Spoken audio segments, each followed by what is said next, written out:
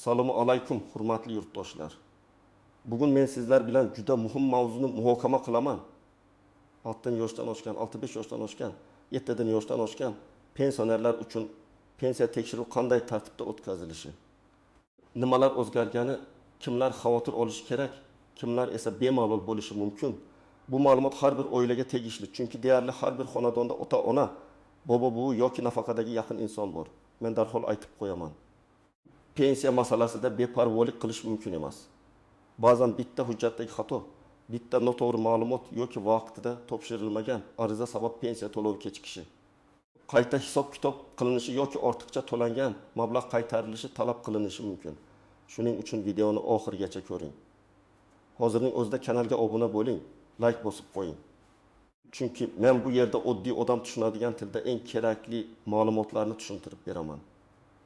Avval pensiya tizimida ko'p narsa qog'oz hujjatlar, arxiv ma'lumotlari, ish joyidan olingan ma'lumotnomalar, mehnat daftarchasidagi yozuvlar asosida ko'rilardi. Odam pensiyaga chiqish uchun pensiya jamg'armasiga borardi, mehnat daftarchasini ko'rsatadi, ish staji hisoblanardi. Oylik ish haqi bo'yicha ma'lumotlar olinardi va shundan keyin pensiya tayinlanardi.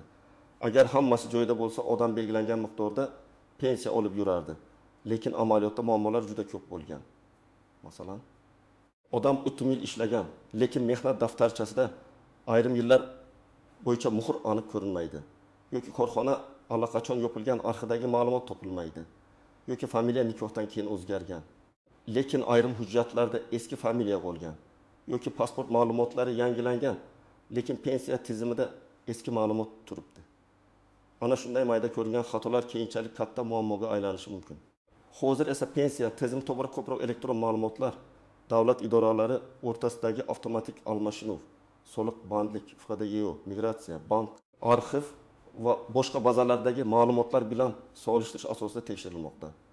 Bu nimani anglatadi? Bu shuni anglatadiki, endi pensionerning ma'lumotlari faqat qog'ozda emas, elektron bazalarda ham tekshiriladi. Agar bir joyda ma'lumot boshqacha, ikkinchi joyda boshqacha chiqsa, tizim buni aniqlashi mumkin. Ko'pchilik pensiyam tayinlangan bo'ldi, endi hech kim tekshirmaydi deb o'ylaydi. Men ekspert sifatida aytaman, bunday fikr xavfli. Pensiya tayinlanganidan keyin ham ayrim holatlar qayta ko'rib chiqilishi mumkin. Ayniqsa, staj, ish haqi, nogironlik guruhi, o'quvchisini yo'qotganlik, yashash joyi, chet elga chiqib ketish, bank kartasi orqali pul olish, shaxsning tiriklik holati, ortiqcha to'lovlar kabi masalalar tekshirilishi mumkin. Birinchi sabab, davlat byudjeti va pensiya jamg'armasi mablag'lari maqsadli sarflanishi kerak. Pensiya bu shunchaki yordam emas. Bu qonun bilan belgilangan ijtimoiy to'lov. Kimdir haqiqatan ishlagan staji va huquqiga qarab pensiya olishi kerak. Lekin kimdir noto'g'ri hujjat, takroriy ma'lumot yoki yangilanmagan holat sabab asossiz ko'proq pul olayotgan bo'lsa, tizim buni aniqlashga harakat qiladi. Ikkinchi sabab, raqamlashtirish. Hozir davlat idoralari bir-biri bilan ko'proq ma'lumot almashyapti. Masalan, odam vafot etgan bo'lsa, FHDYO tizimida bu qayd etiladi. Agar pensiya to'lovi yana davom etsa, keyin bu mablag'ni qaytarish masalasi chiqishi mumkin. Yoki pensioner uzoq muddat chet elda bo'lsa, ayrim to'lov tartiblariga ta'sir qiladigan holatlar yuzaga kelishi mumkin. Yoki pensioner ishlayotgan bo'lsa, ayrim turdagi to'lovlar yoki qo'shimchalar bo'yicha qayta hisob-kitob zarur bo'lishi mumkin. Uchinchi sabab, eski davr hujjatlaridagi xatolar. Juda ko'p pensionerlar Sovet davrida, 90 yillarda yoki 2000 yillarning boshida ishlagan. O'sha paytdagi hujjatlar har doim ham ideal yuritilmagan. Korxonalar yopilgan, arxivlar ko'chgan, muhrlar eskirgan, yozuvlar tushunarsiz bo'lib qolgan. Elektron tizimlar esa bunday hujjatlarni solishtirganda savollar tug'ilishi mumkin. Eng avvalo 60 yoshdan oshgan, yaqinda pensiyaga chiqqan yoki chiqish arafasida turgan fuqarolar e'tiborli bo'lishi kerak. Chunki aynan pensiya tayinlash jarayonida hujjatlar to'liq tekshiriladi. Agar siz 60 yoshga yaqinlashayotgan bo'lsangiz, hali vaqt bor demang. Men tavsiya qilaman. Pensiya yoshiga kamida 6 oy yoki 1 yil qolganda hujjatlaringizni tartibga keltiring. Mehnat daftarchangizni ko'rib chiqing. Undagi yozuvlar, ishga kirgan va ishdan chiqqan sanalar, korxona nomlari, muhrlar, imzolar to'g'riligini tekshiring. 65 yoshdan oshgan pensionerlar ham beparvo bo'lmasin. Chunki ko'pincha bu yoshda odamlar bir necha yildan beri pensiya olib kelayotgan bo'ladi. Men 5 yildan beri olayapman. Demak, hammasi yaxshi deb o'ylaydi.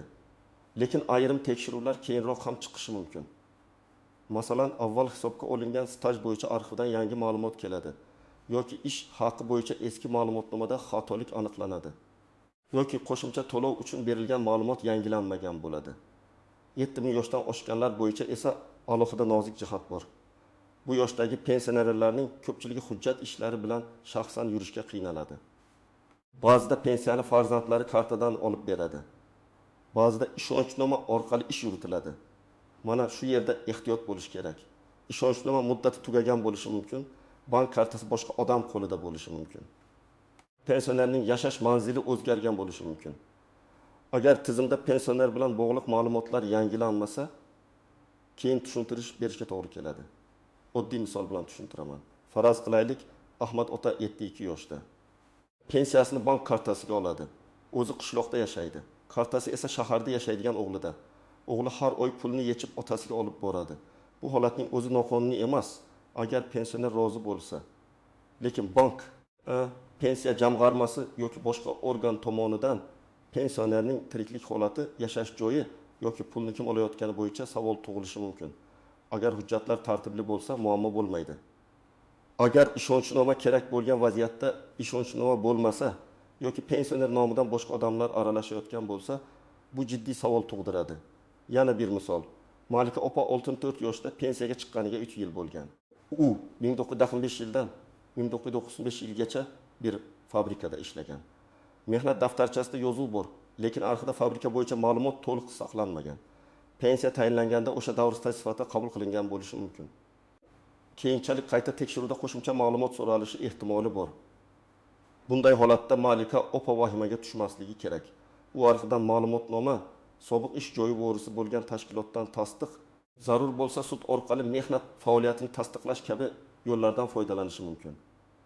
Agar sizning pensiyangiz barcha hujjatlar to'liq, elektron bazadagi ma'lumotlar mos, mehnat daftarchasi aniq, pasport ma'lumotlari yangilangan, yashash manzilingiz to'g'ri, bank kartangiz o'zingizda va pensiya turida shubhali holat bo'lmasa, ortiqcha xavotirga o'rin yo'q. Tekshiruv degani avtomatik tarzda pensiyani to'xtatish degani emas. Tekshiruvning asosiy maqsadi ma'lumotlarni aniqlashtirish va xatolarni tuzatish.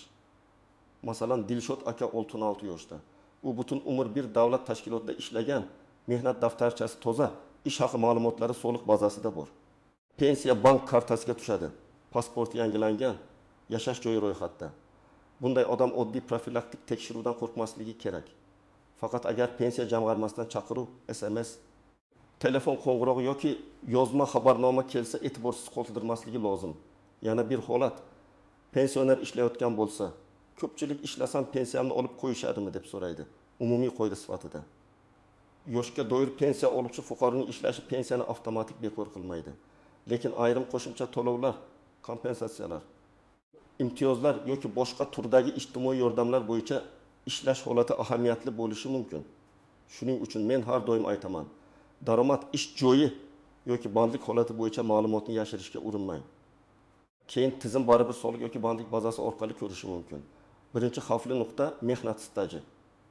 Pensiya miqdori ko'pincha staj va ish haqi ma'lumotlariga bog'liq.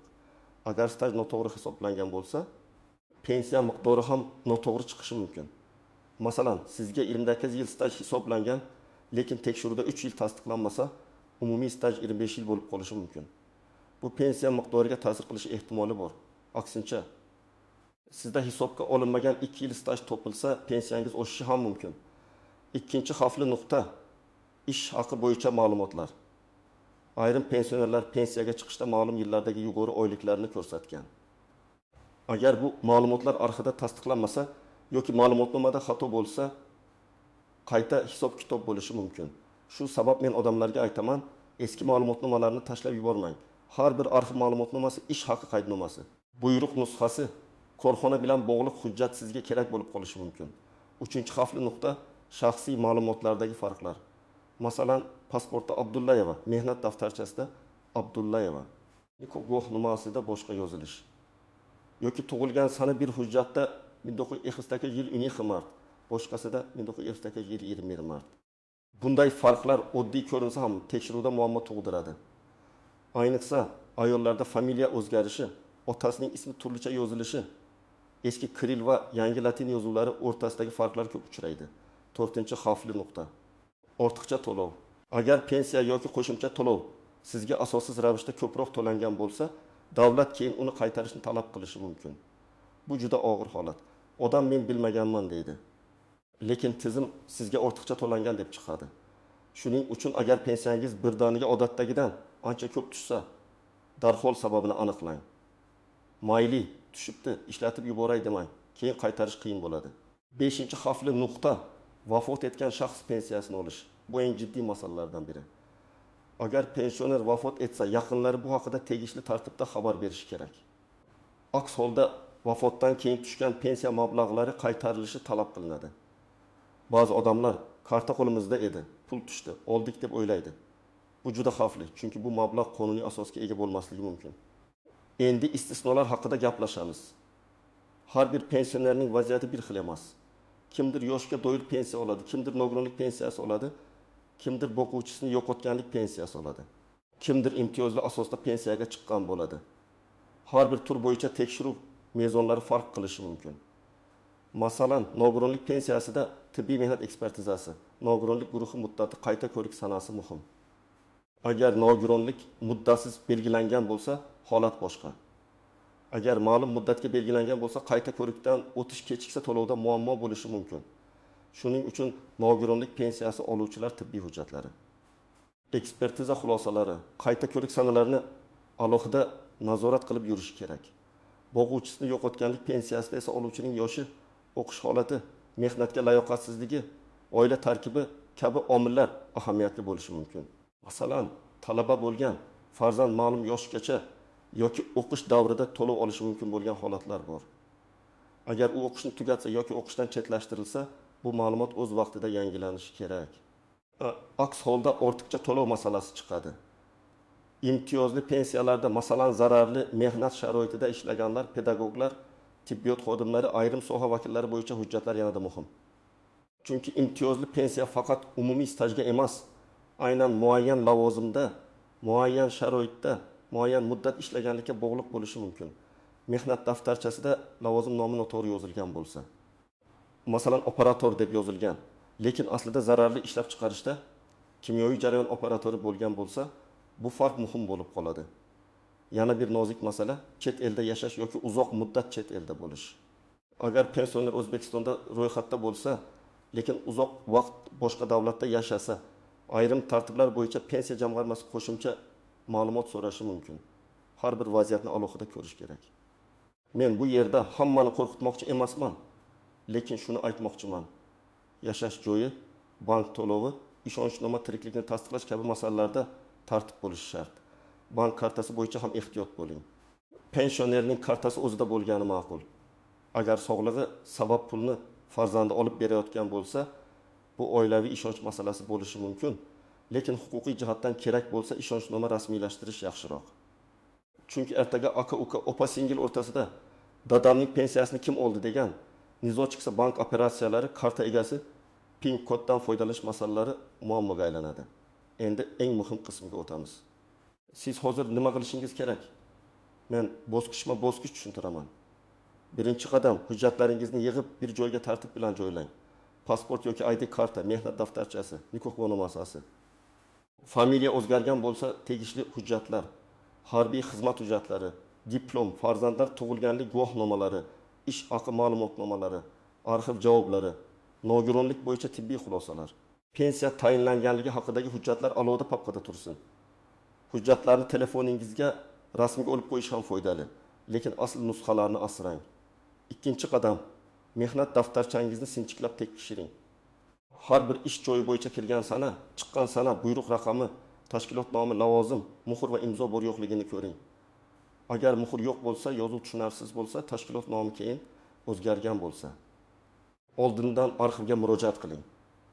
Pensiya tekshiruv kelgandan keyin shoshilib yurishdan ko'ra, hozir tayyor bo'lish ancha oson. Uchinchi qadam, pensiya jamg'armasining tuman yoki shahar bo'limiga murojaat qilib, o'zingizning pensiya ishingizdagi ma'lumotlarni aniqlashtiring. Mening stajim qancha hisoblangan? Qaysi yillar inobatga olingan? Qaysi hujjatlar asos bo'lgan? Menda kamchilik bormi? deb so'rang. Bu savollarni berishdan uyalmang.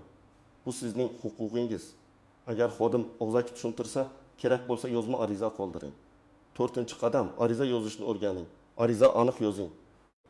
Mening pensiya ishim bo'yicha hisobga olingan mehnat staji, ish haqi davrlari va pensiya miqdori hisob kitobi yuzasidan yozma ma'lumot berishingizni so'rayman. Agar sizga qandaydir kamchilik aytilsa, qaysi hujjat yetishmayapti? Qaysi davr tasdiqlanmagan, qaysi norma asosida deb yozma javob so'rang. Og'zaki gap keyin isbot bo'lmaydi. Yozma javob esa muhim hujjat bo'ladi. 5-qadam, agar arxiv hujjati kerak bo'lsa, arxivga to'g'ri murojaat qiling. Arizada ish joyi nomini, taxminiy ishlagan yillaringizni, lavozimingizni, eski familiyangiz bo'lsa, uni ham ko'rsating. Masalan, men 1907 yildan 1993 yilgacha Toshkent tikuvchilik fabrikasida tikuvchi lavozimida ishlaganman. O'sha davr bo'yicha ishga qabul qilish, ishdan bo'shatish va ish haqi ma'lumotlarini berishingizni so'rayman.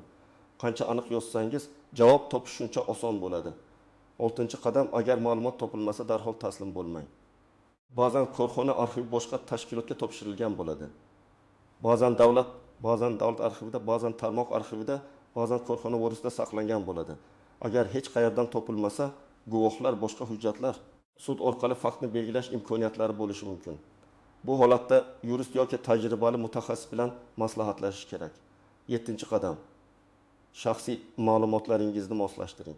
Pasportdagi ism, familiya, otasining ismi, tug'ilgan sana barcha asosiy hujjatlarda bir xil bo'lishi kerak. Agar farq bo'lsa, FHDY bo'limiga murojaat qiling. Nikoh, ajrim, familiya o'zgarishi, tug'ilganlik yozuvlari bo'yicha ma'lumot oling. Ba'zan bitta harf farqi ham keyinchalik tizimda mos kelmaslikka olib keladi. 8-qadam, telefon raqamingizni va manzilingizni yangilab qo'ying. Pensiya jamg'armasi, bank, mahalla yoki boshqa idoralar siz bilan bog'lana olishi kerak. Ko'p muammo odam xabarnomani olmagani, telefon o'chgan bo'lgani, eski manzilda ro'yxatda qolgani sabab yuzaga keladi. Agar siz ko'chgan bo'lsangiz, ro'yxat masalasini tartibga keltiring. 9-qadam, agar pensiyangizda g'alati o'zgarish bo'lsa, darhol tekshiring. Masalan, har oy 1 million 800 ming so'm olardingiz, birdan 2 million 700 ming so'm tushdi. Yoki aksincha, 2 million olayotgan edingiz, 1 million 400 ming tushdi. Bunday holatda keyingi oy ko'ramiz demang. Bankdan tushum ma'lumotni oling, pensiya jamg'armasiga murojaat qiling. Sababini yozma ravishda so'rang. 10-qadam. Keksa ota-onangizga yordam bering. 70 yoshdan oshgan pensionerlar ko'pincha bu ishlarni o'zi qila olmaydi. Farzandlar, iltimos ota-onangizning hujjatlarini tekshiring. Ularning kartasi qayerda, pensiya qancha tushyapti? Ishonchnoma kerakmi? Tibbiy hujjatlari joyidami? Manzili to'g'rimi? Hammasini ko'rib chiqing. Bu faqat pul masalasi emas, bu ota-onaga hurmat va huquqiy himoya masalasidir. Agar sizning pensiyangiz kamaytirilsa, to'xtatilsa yoki qayta hisob-kitob qilinsa, birinchi navbatda vahimaga tushmang. Eng birinchi talab qiladigan narsangiz yozma asos. Sizga nima sababdan, qaysi hujjatga ko'ra, qaysi davr bo'yicha, qaysi qonuniy asos bilan shunday qaror qilinganini tushuntirishlari kerak. 2-qaror nusxasini oling. Og'zaki sizda staj yetmadi degan gap yetarli emas. Qaysi staj yetmadi, qaysi tashkilot, qaysi hujjat rad etildi. Mana shularni aniq bilmasangiz, o'zingizni himoya qila olmaysiz. 3-e'tiroz bildiring. Agar siz qarorga rozi bo'lmasangiz, yuqori turuvchi pensiya jamg'armasi organiga, tegishli vazirlik yoki idoralarga, zarur holatda sudga murojaat qilishingiz mumkin. Lekin murojaat hissiyot bilan emas, hujjat bilan qilinadi. Men ko'p ishlaganman degan gapning o'zi yetmaydi. Mehnat daftarchasi, arxiv ma'lumotnomasi, buyruq, ish haqi hujjati, guvohnoma, FHDY ma'lumoti kabi dalillar kerak. 4-muddatlarga e'tibor bering. Har qanday shikoyat, ariza, qayta ko'rib chiqish bo'yicha muddatlar bo'lishi mumkin. Shuning uchun qarorni olib bir chetga tashlab qo'ymang. Qanchalik tez harakat qilsangiz, masalani hal qilish shunchalik oson bo'ladi.